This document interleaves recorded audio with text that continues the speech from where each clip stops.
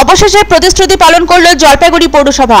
শুরু হলো নানা স্মৃতি বিজড়িত করলা নদী সংস্কারের কাজ। থার্মোকল, নিষিদ্ধ প্লাস্টিক ক্যারিব্যাগের মতো আবর্জনায় ভরে গেছে উত্তরের টেমস করলা। হারাতে চলেছে তার নাব্যতা। কচুরিপানায় আচ্ছাদিত করলা নদী বক্ষ। এবার করলা নদী সংস্কারের কাজে তৎপরতা দেখালো জলপাইগুড়ি পৌরসভা, নামালো জেসিবি। বৃহস্পতিবার সকাল থেকেই এই দৃশ্য পরিলক্ষিত হলো বাবুপাড়া ঘাট সংলগ্ন করলা নদী এলাকায়। উল্লেখ্য, করলা নদীর বিপন্নদশা গুরুত্বপূর্ণ বিষয় হিসাবে উঠে এসেছিল সুপ্রিম কোর্টের নির্দেশে ন্যাশনাল গ্রিন ট্রাইব্যুনালের তরফে প্রকাশিত তালিকাতেও।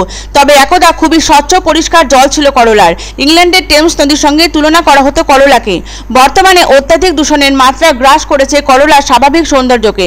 জলপাইগুড়ির চেয়ারপারসন শ্রীমতী পাপিয়া পালের উপস্থিতিতে জোর কদমে সংস্কারের কাজ শুরু হয়েছে করলা নদীর। বস্তুত শহরের নিকাশি নালা দিয়ে বয়ে আসা তরল আবর্জনা স্পর্শে জীর্ণ রূপ ধারণ করেছে সুন্দরী করলা। নদী পরিষ্কার রাখতে তথা নাব্যতা ফিরিয়ে আনতে বহুবার আলোচনা হয়েছিল জেলা প্রশাসনের তরফ থেকে। তবে নদীকে পুনরুজ্জীবিত করার সাবলীল পদক্ষেপ গ্রহণ করা হয়নি। এই নিয়ে বিস্তর অভিযোগ ছিল নদী সংলগ্ন এলাকার বাসিন্দাদের। শেষমেশ সচেষ্ট হলো জলপাইগুড়ি পৌরসভা। করলা নদীতে জমে থাকা কচুরিপানা সহ নোংরা আবর্জনা পরিষ্কার করার কাজে নামলো তারা। নামানো হয়েছে নৌকাও। উল্লেখ্য, করলা নদীর জলে নিত্য ফেলা হয় আবর্জনা, পশুর দেহাংশ, প্লাস্টিক ইত্যাদি। ফলত ক্ষতিগ্রস্ত হচ্ছে জল। নদী হারাচ্ছে গতি, নাব্যতা। জলপাইগুড়ি শহরের ঠিক মাঝখান দিয়ে বয়ে চলেছে করলা নদী। এই নদীর পাড়ে সেই রাজামলেই বসেছিল বাজার, যা আজকের দিনবাজার নামে পরিচিত। এই দিনবাজারের মাছ ব্যবসায়ীরাও কিন্তু অনেকাংশই দায়ী করলা নদীর দুরবস্থায়। দীর্ঘদিন ধরে করলা অ্যাকশন প্ল্যান রূপায়ণের মাধ্যমে বড় বড় প্রতিশ্রুতি মিলছিল জলপাইগুড়ি পৌরসভার তরফ থেকে, কিন্তু কাজের কাজ হচ্ছিল না কিছুই। প্রতি বছর বর্ষায় জলে ডুবে যায় জলপাইগুড়ি।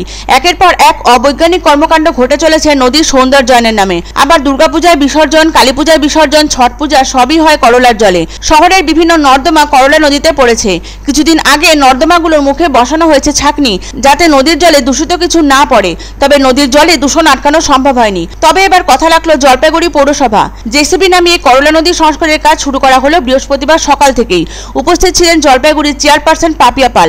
তার উপস্থিতিতেই রীতিমতো তৎপরতার সাথে শুরু হয়েছে করলা নদী সংস্কারের কাজ। একবার নয়, বারবার সংবাদ মাধ্যমে প্রকাশিত হয়েছিল জলপাইগুড়ির হৃদয় করলা নদীর দুরবস্থার খবর। করলা নদীর নোংরা আবর্জনা পরিষ্কার করা হবে, এই মর্মে কথা দিয়েছিল জলপাইগুড়ি পৌরসভা। কথা রাখলো তারা। স্বভাবতই খুশি নদী সংলগ্ন এলাকার বাসিন্দারা তথা সমগ্র জল শহরবাসী।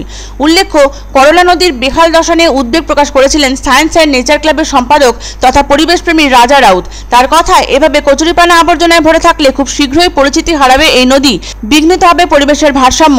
তবে এলাকার বাসিন্দাদের মধ্যে উৎফুল্লতা স্পষ্টতই প্রকাশিত করলা নদী সংস্কারের এই শুভ উদ্যোগে। তবে জলপাইগুড়ি চেয়ারপারসন পাপিয়া পাল তার বক্তব্যে স্পষ্ট বলেছেন, জনসাধারণকে সচেতন হতে হবে শুভবুদ্ধি সম্পন্ন। নদী হোক বা শহর, পুরসভা পরিষ্কার করলে তার পরিচ্ছন্নতা বজায় রাখার দায়ভার কিন্তু নিতেই হবে শহরবাসীকে। তাদের সজাগ হতে হবে। নদীতে ফেলা যাবে না আবর্জনা সহ অন্যান্য দূষিত পদার্থ। শহরবাসী ও পৌরসভার ঐকান্তিক প্রচেষ্টার ফলেই কিন্তু ফের সুস্থ স্বাভাবিক হবে সকলের প্রিয় জল শহর। মানুষকে সচেতন হতে হবে, এটাই বলবো। শুধু পুরসভা করে যাবে আর মানুষ তার উপরে ফেলে যাবে, এভাবে কোনো নদীকে কেন, কোনো শহরকেও পরিচ্ছন্ন রাখা যায় না, নদীকেও রাখা যাবে না।